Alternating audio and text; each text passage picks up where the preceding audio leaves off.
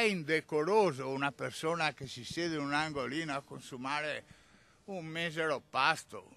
Non lo so, per me è una dignità che va rispettata e non fargli una legge che lo vieti. Franco Cestaro, 63 anni, orese in pensione, monumento vivente alla venezianità, annuncia così la sua disobbedienza al regolamento comunale che vieta di consumare cibi e bevande seduti sul suolo pubblico. Da 3 giorni si presenta a mezzogiorno in punto in campo San Trovaso per mangiare un panino o un piatto di pasta seduto sui gradini della riva.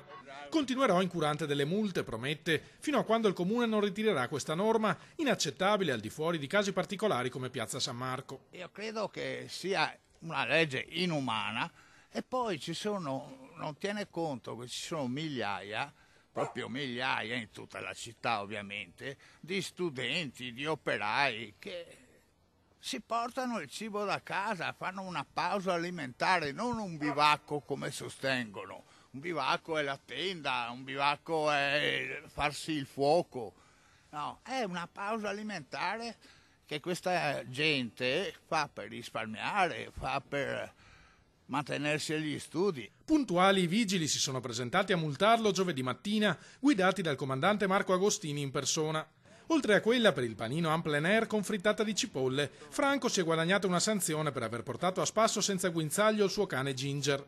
Non pagherò, assicura, e citerò in tribunale come testimoni tutti gli agenti presenti. Io credo che mangiarsi qualcosa sia dignitoso, che debba avere il rispetto e la dignità di una persona.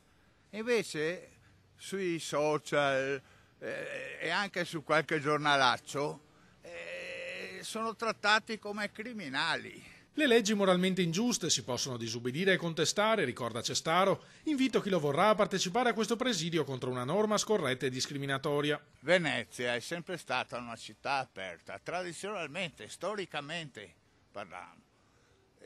Era una città aperta ad ebrei, a negri, a schiavoni, e non è giusto che per pochi, perché alla fine sono pochi, cialtroni, venga trasformata in una città razzista, in una città che vieta il genere umano.